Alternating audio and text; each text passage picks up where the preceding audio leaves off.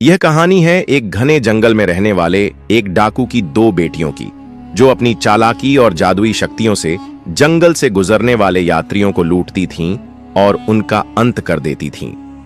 लेकिन एक दिन एक ऐसा यात्री आया जिसने उनकी जिंदगी को हमेशा के लिए बदल दिया। यह कहानी साहस, बुद्धिमत्ता और प्रेम की ताकत की गवाही देती है। कहानी की शुरुआत किसी समय की बात है। एक विशाल साम्राज्य में राजा विक्रमादित्य का शासन था।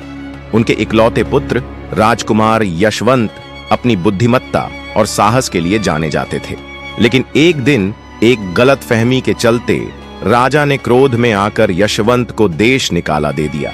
दुखी मन से यशवंत ने अपने साथ कुछ स्वर्ण मुद्राएं और एक कीमती नीला मणि लिया और अपने पिता का महल छोड़कर चल पड़ा। चलते चलते वह एक घने जंगल के किनारे पहुंचा, जहां उसे एक तपस्वी का आश्रम दिखाई दिया। यशवंत ने तपस्वी को प्रणाम किया और उनकी शरण में बैठ गया। तपस्वी ने उनकी उदास मुद्रा और राजसी वस्त्र देखकर पूछा, बालक, तुम कौन हो और इस जंगल में क्यों आए हो? यशवंत ने सारी बात बताई। तपस्वी ने मुस्कुराते हुए कहा, वत्स, तुम्हारा हृदय शुद्ध है। परदेश में सफर कठिन होता है, इसलिए मैं तुम्हें 4 सूत्र सिखाता हूं जो तुम्हें संकट से बचाएंगे। साथी का महत्व। परदेश में हमेशा एक विश्वसनीय साथी बनाए रखना। सावधानी से भोजन। किसी अनजान व्यक्ति का दिया हुआ भोजन खाने से पहले उसे परख लेना। सुरक्षित विश्राम। किसी और की बिछाई चारपाई पर सोने से पहले उसे अच्छी तरह जांच लेना। बुद्धि से समाधान। यदि शत्रु के चंगुल में फंस जाओ तो धैर्य और बुद्धि से काम लेना। तपस्वी की बातें सुनकर यशवंत ने उन्हें प्रणाम किया और आगे की यात्रा पर निकल पड़ा। जंगल में प्रवेश। कई दिनों की यात्रा के बाद यशवंत एक भयावह जंगल में पहुंचा। वहां उसने देखा कि एक बाज एक छोटे खरगोश को अपने पंजों में दबाकर उड़ रहा था। अचानक खरगोश बाज के पंजों से छूटकर नीचे गिर पड़ा। यशवंत को उस पर दया आई। उसने सोचा, इस प्राणी को बचाना मेरा कर्तव्य है। साथ ही तपस्वी की पहली बात भी पूरी होगी कि एक से भले दो। यशवंत ने खरगोश को उठाया, उसकी देखभाल की और उसे अपने साथ ले लिया। अब वह और खरगोश साथ साथ सफर करने लगे। कुछ दिन बाद यशवंत को एक सुंदर झरने के पास विश्राम करने का मन हुआ। उसने खरगोश से कहा, तुम यहीं रहना, मैं थोड़ा आराम कर लेता हूं। यह कहकर वह एक पेड़ के नीचे सो गया। उसी पेड़ पर एक जहरीला सांप और एक काला कौवा रहता था। उनका रिवाज था कि जो भी यात्री उस पेड़ के नीचे सोता, सांप उसे डस लेता और कौवा उसकी आंखें निकाल लेता। सांप ने यशवंत को सोता देखा और उसे डसने के लिए नीचे उतरा। जैसे ही सांप ने यशवंत को डसा, खरगोश ने यह देख लिया। वह तेजी से यशवंत के पास पहुंचा और सांप को भगाने की कोशिश करने लगा। इसी बीच कौवा भी नीचे उतरा और यशवंत की आंखें निकालने को तैयार हुआ। लेकिन खरगोश ने फुर्ती दिखाई और कौवे पर झपट पड़ा। खरगोश ने कौवे के पंख पकड़ लिए। कौवा चिल्लाया, अरे सांप, मुझे बचा! सांप वापस आया और खरगोश पर हमला करने लगा, लेकिन खरगोश ने अपनी चपलता से खुद को बचा लिया। आखिरकार सांप ने खरगोश से विनती की, मेरे मित्र को छोड़ दो, मैं तुम्हारे मित्र को जीवित कर दूंगा। सांप ने यशवंत के शरीर से जहर खींच लिया। यशवंत को होश आया और खरगोश ने उसे सारी बात बताई। यशवंत ने मन ही मन तपस्वी को धन्यवाद दिया कि उनकी पहली बात काम आई। यशवंत और खरगोश आगे बढ़े और समुद्र तट के पास एक जंगल में पहुंचे। खरगोश ने कहा, मित्र, यह मेरा घर है, मैं अपने परिवार से मिलना चाहता हूं। यशवंत ने उसे जाने की इजाजत दी और स्वयं जंगल में रुक गया। उसी जंगल में एक डाकू का परिवार रहता था। डाकू की 2 बेटियां, माया और लीला, और 3 बेटे थे। माया जादुई शक्तियों की मालकिन थी। वह अपनी जादुई किताब से जान लेती थी कि जंगल में कोई कीमती सामान लेकर आया है या नहीं। उस दिन माया को अपने जादू से पता चला कि एक यात्री के पास नीला मणि है। उसने अपने पिता से कहा, पिताजी, इस यात्री को पकड़ लाओ। उसका मणि हमें अमीर बना देगा, लेकिन उसे जीवित लाना। डाकू अपने बेटों के साथ यशवंत को खोजने निकला। उन्होंने उसे एक पेड़ के नीचे सोता पाया और पकड़कर अपने घर ले गए। माया ने कहा, इससे मणि निकलवाना मेरा काम है।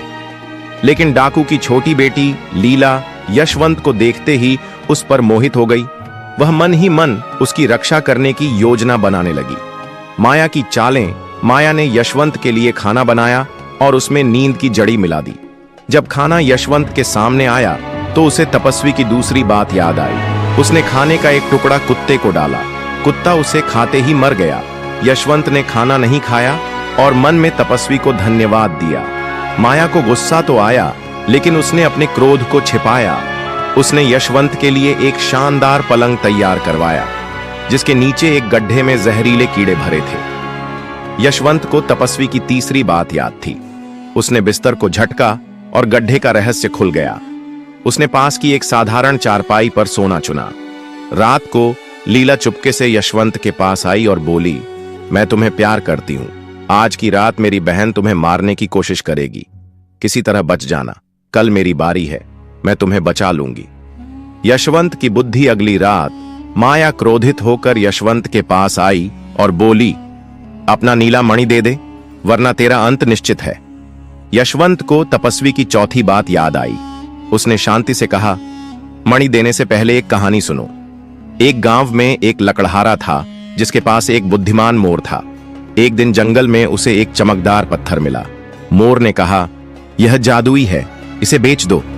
लकड़हारे ने उसे एक सेठ को बेचने का निर्णय लिया, लेकिन रात को चोरों ने सेठ के घर डकैती डाली। मोर ने चोरों को देखा और चुप रहा, क्योंकि चिल्लाने से सेठ का परिवार खतरे में पड़ सकता था। चोरों ने पत्थर को एक गुहक में छिपा दिया। अगले दिन मोर सेठ को उस गुहक तक ले गया और चोरी का माल बरामद हो गया। सेठ ने मोर की तारीफ की और लकड़हारे को इनाम दिया, लेकिन लकड़हारे ने गुस्से में मोर को मार डाला, यह सोचकर कि वह चोरों के साथ था। बाद में सेठ की चिट्ठी पढ़कर उसे अपनी भूल का एहसास हुआ। माया कहानी में खो गई। यशवंत ने दूसरी कहानी शुरू की। एक राजा के पास एक चतुर कबूतर था। कहानी सुनते सुनते सवेरा हो गया। माया ने कहा, आज तो तू बच गया, लेकिन कल लीला तुझे नहीं छोड़ेगी। प्रेम का बंधन लीला को जब पता चला कि यशवंत जिंदा है, वह खुशी से झूम उठी। रात को वह यशवंत के पास गई और बोली, तुमने अपनी बुद्धि से जान बचाई, मैं तुम्हें यहां से निकालूंगी। यशवंत ने पूछा, तुम ऐसा क्यों कर रही हो? लीला बोली, मैं तुमसे प्यार करती हूं, तुम मेरे लिए सब कुछ हो।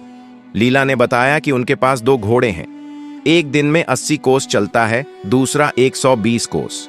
उसने कहा, तुम तेज घोड़ा ले आओ, हम भाग चलेंगे। रात को यशवंत घोड़ा लेने गया, लेकिन जल्दबाजी में धीमा घोड़ा ले आया। दोनों घोड़े पर सवार होकर भाग निकले।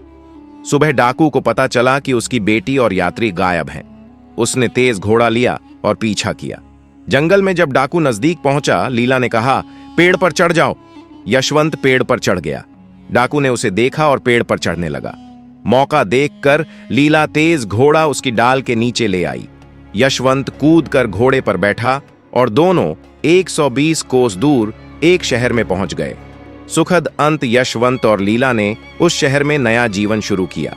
कुछ समय बाद यशवंत का देश निकाला समाप्त हुआ। वह लीला को लेकर अपने राज्य लौटा, उससे विवाह किया और सुखी जीवन जिया। निष्कर्ष, यह कहानी हमें सिखाती है कि बुद्धि, धैर्य और सच्चा प्रेम हर मुश्किल को आसान कर सकता है। चाहे जीवन में कितने ही संकट क्यों ना आए, विश्वास और सही निर्णय हमें हमेशा सही रास्ते पर ले जाते हैं।